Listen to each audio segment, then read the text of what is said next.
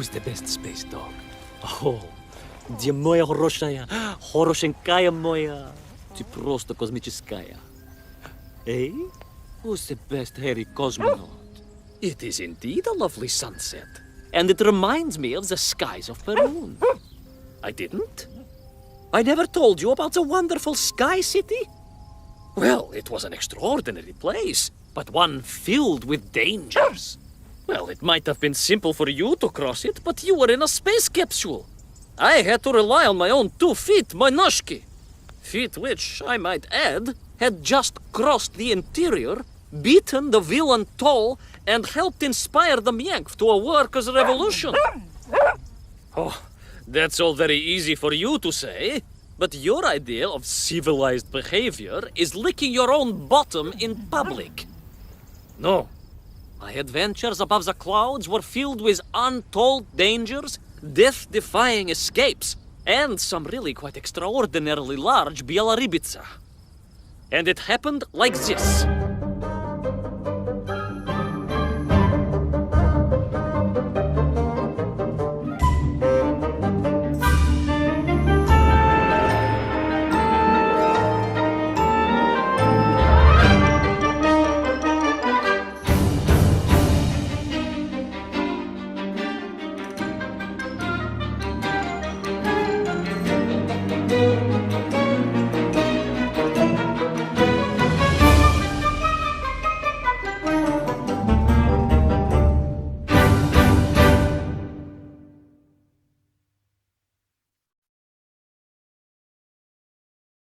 Weeks had passed since I left Plutonia, and one evening, exhausted, I simply fell asleep at the foot of a strange windmill. And when I awoke, well, that thought didn't cross my mind. I was exhausted after all.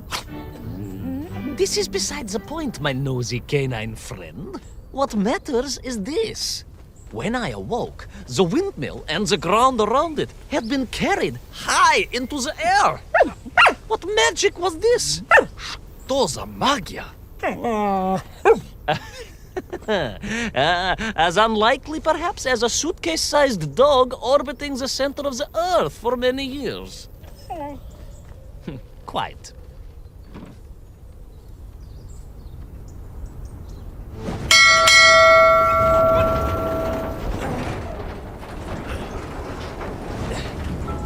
Quick as a flash, Kakmonia, my training leapt into play, and I began to paddle the strange contraption through the clouds in search of answers.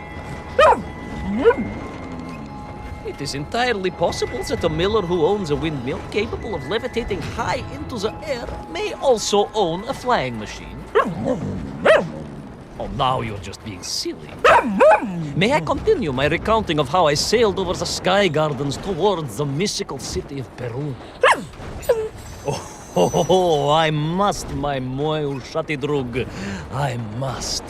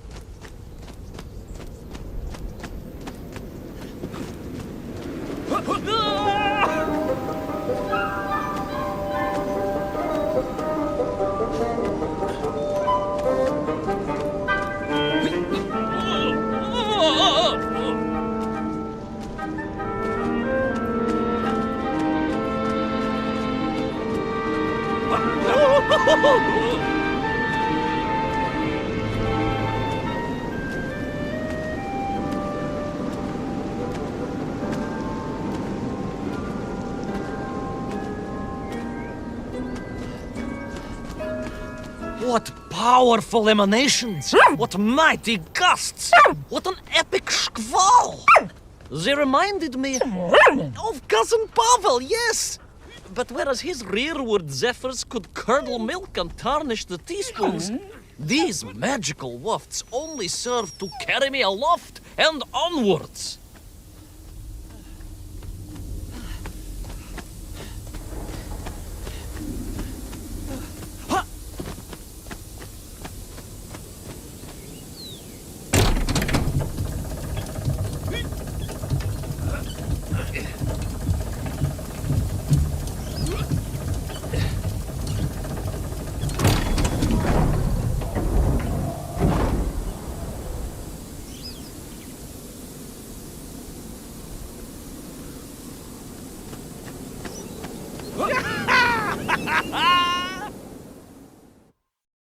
But something was afoot in the gardens of Perun. This horrid muck staining the surfaces and making my nose curl. Yes, it was positively Pavilion in scent. But it did not belong here. I think I once told you of Auntie Masha's passionate encounter in a cable car with the manganese entrepreneur from Chiatura. Now, Auntie Masha told me that there was a disagreeable stain and smell all around those factories and smelting works. Our industry is not without its dangers. Could it be that the once bucolic gardens of Perun were being corrupted by unchecked pollution? After all, science is a double-edged sword, my bristly confidant. Consider Zemikov. Of course. I apologize. Прошу прощения. Two-headed dogs is perhaps a rather insensitive analogy, but not without justification in this instance. I have seen the blemished lands around Norilsk, but I could not believe that I would find such pollution here. But this was nothing to the true horror of what was shortly to unfold.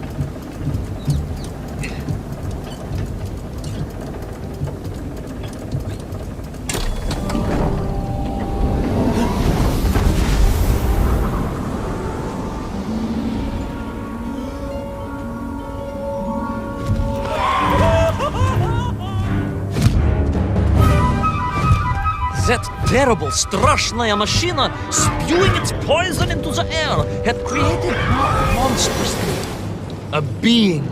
A malignant spoiler of the noble and pure. And it had taken on the form of its prey. Well, of course. No, конечно, I was the prey. The citizens of Perun had clearly long since fled the evilly sentient smog, but I inadvertently wandered into its lair. Oh, I know. Misfortune seemed to dog... Oh, sorry, I do apologize. To follow my every footstep. But no time to ponder, no time to bemoan the hand that fate had dealt me. No, all that was on my mind was escape, конечно.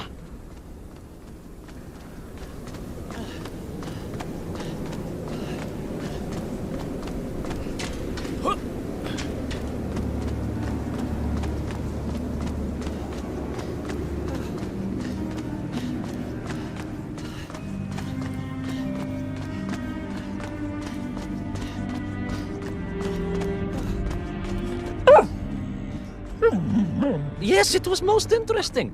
The windmill seemed to be from an earlier age. Perhaps this was a devastating warning of the destructive power of unfettered industrialization. I most certainly had not forgotten about the windmills. I did not get carried away. You are missing the point. Perhaps because you were only a small dog. Oh, a brilliant, brave, spacefaring dog, of course, but a small Sabashka nonetheless. If you perhaps listened more and interrupted less, I am just getting to the explanation of the windmills.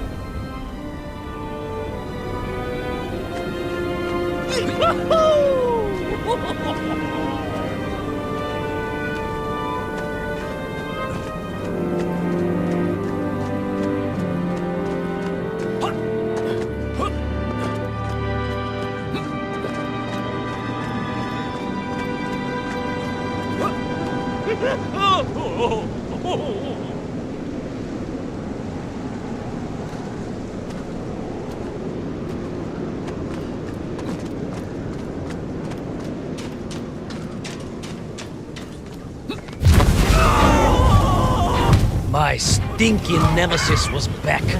But more interesting was the change in the city. The windmills were fading out, clearly obsoleted, mothballed, relics. Instead, a sense of an obsession with power was apparent. Vast engines, terrible machines, ever hungry and reliant on the rapid consumption of fuel, the production of toxic fumes and choking gases. Pride, my pushisti compadre, pride, ambitia, ambition, the dark side of science. Zemechov's had too many. Don't be ridiculous, dog. Only a durak with the intellectual capacity of a ringworm would think windmills are in any way harmful.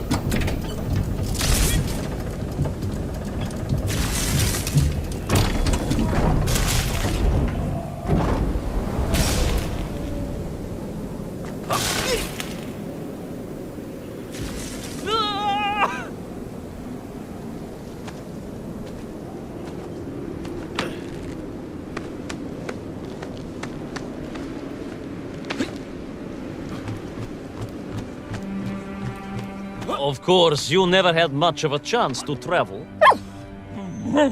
Sarcasm doesn't suit you. You don't have the tail for it. You do, at least, have a tail. Mind you, family gossip maintained that so did Uncle Rabliem, although it was apparently little more than a stub, and a source of considerable discomfort and social anxiety for him. The question of whether or not Uncle Rabliem wagged his stub is very much off topic. What I am trying to say is that your upbringing on the streets of Moscow meant you never saw the blackened fields of Magnitogorsk, the sacrifices made by the valiant citizens of that industrial heartland, as they drowned in their own blight, even as they powered the state forwards. I was reminded of Magnitogorsk as I wandered through those fields of pipes and foundries, and I wept for the loss of innocence that so often goes hand in hand with progress.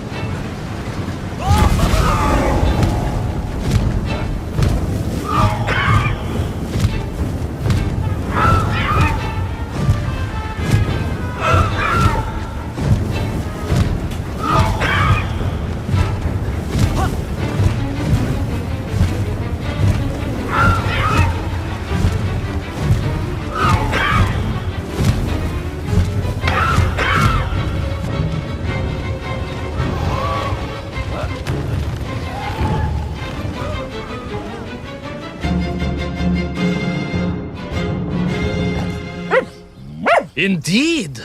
I just evaded the slimy, oily grasp of that man-made Vadzinoi, his petroleum stink clogging my nostrils and making my head thump. And I felt a great stirring within me. Yes, much like, I assume, Cousin Pavel. May he never get loose again. But no, quite different.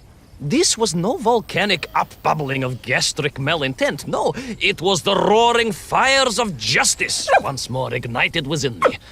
I felt a swell of patriotic fervor and knew the hand of destiny had fallen on me once more. Yes, what a hand it was! I could not see this great wonder sink into an abyss of poison and bile. The Perunians may have been forced to abandon their city, but I had saved the world once before and was ready to answer the call again.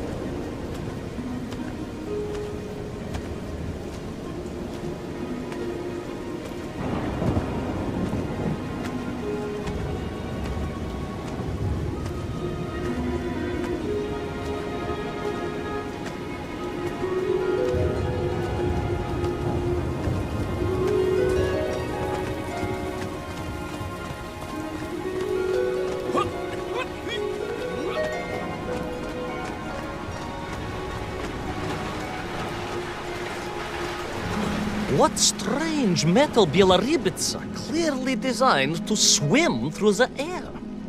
I was amazed. And there was more.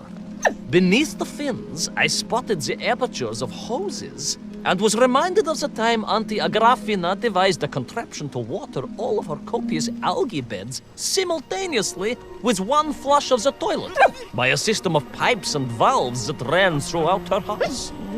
Можно так сказать, in a manner of speaking, yes. Her algae were most irrigated, although her neighbor Victor was washing his trousers in the sink at the time and was bruised quite severely about the face and body.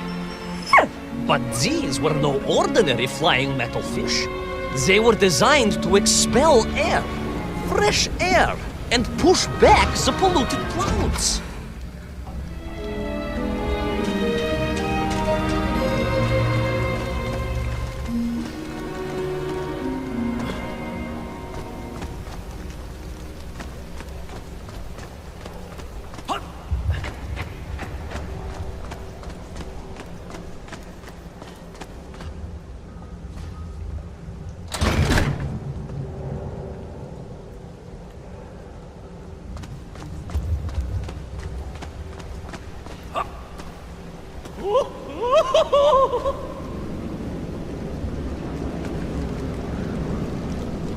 There is, of course, a fine tradition of looking to nature to solve problems of a scientific or military persuasion.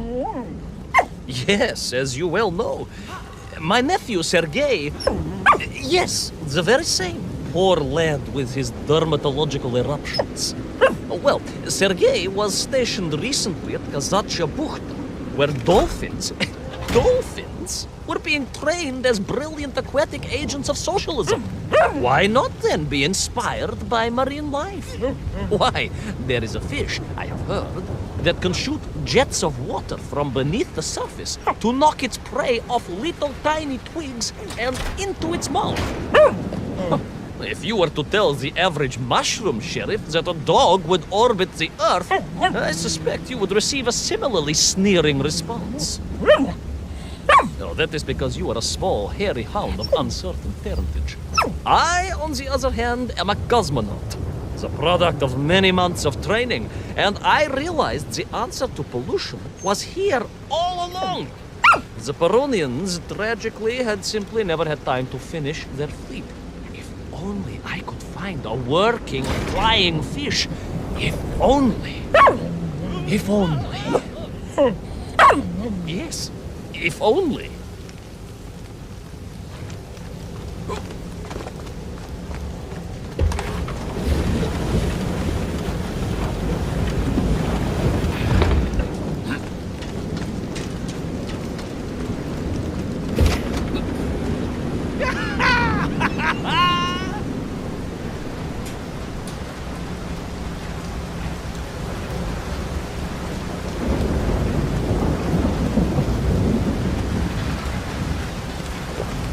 It made perfect sense, of course.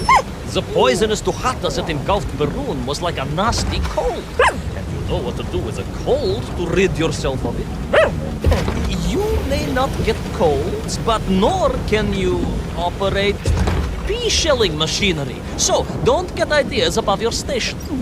We humans, on the other hand, may produce up to 16 million perfectly unshelled peas in an average shift. But we are martyrs to our sinuses. But to clear them, aha! These are remedies we Russians have been perfecting over the long centuries of harsh winters. Onions. A quick snifter of onion oil will clear your head faster than a Bragviev can clear a hypothetical minefield. Yes, if I could find a functional fish, I would become that onion.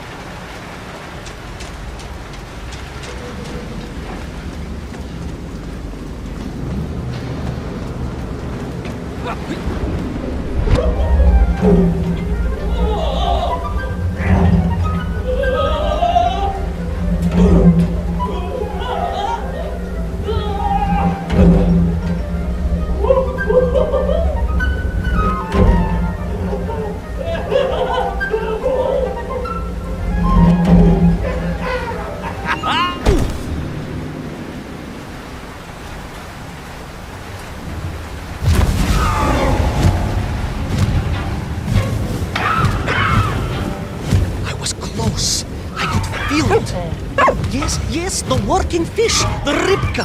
I could feel I was at the heart of Perun, and my noxious pursuer had renewed its chase with a terrible vigor.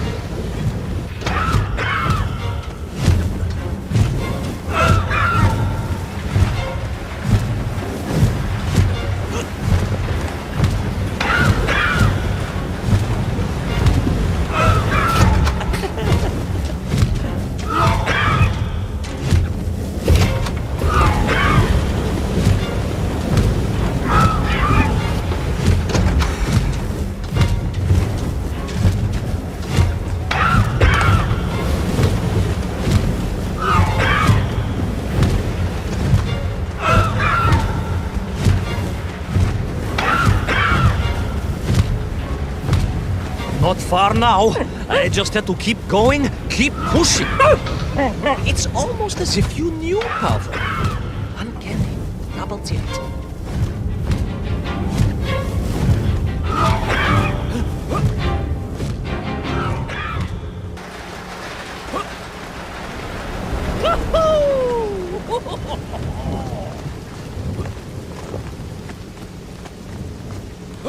There she was. A beautiful sight. Her scales shimmering in the sunlight, her fins poised for action, Her onion cannons primed for a great aerial conflict unseen in the annals of human endeavor.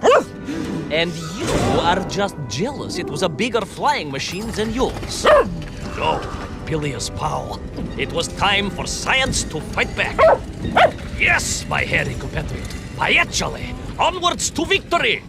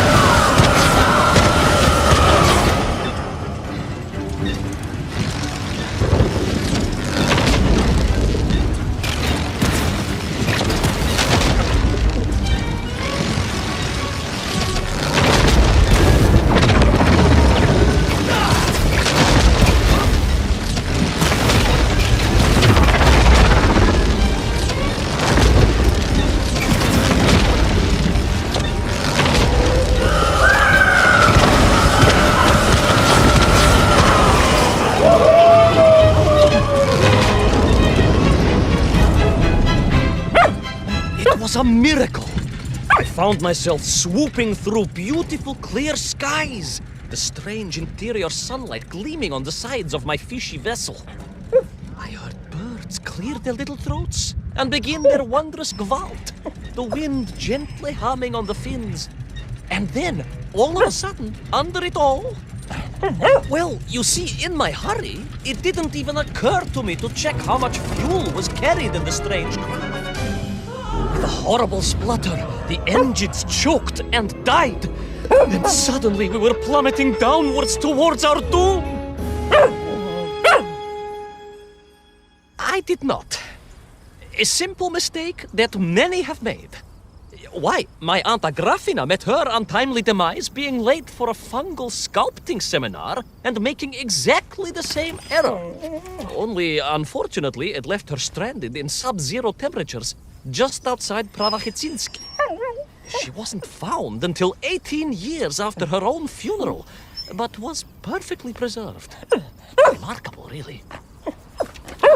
It is beside the point, yes. So, there I was. My fabulous ship had become a terrible prison. I was hurtling to my almost certain death. My triumph turned to tragedy. But then... well, you know what happened next. Even so, moi magnati drug, that is a story for another time. A most extraordinary story, of course, filled with dangers and wonders, and canals, and invasions, and strange doorways to other worlds. But perhaps too long a story for now. Yes, indeed, my canine tavarish. Time for soup. Auntie Agrafina's famous borscht. Coming? You know, I think you really did have the happier time in Peru. The benefits of being a suitcase-sized dog in a little space machine, perhaps. Yes, the correct term is indeed capsule, as I told the general once. Why, a letter just the other week. He's thinking of retiring, he says. Yes, and moving to Bashkiria to nurture bees. Bees? It surprised me too. I thought if animal husbandry was to be his passion, it would be a large, manly animal like elk, or bears, or a caban. Perhaps the bees he is thinking of are particularly militaristic. Or stingy, yes. Did you want bread with your soup? In which case, there's half a tin of old beef you could also finish. Somewhat gray, but I'm sure it won't taste awful. Yes, my four-legged associate.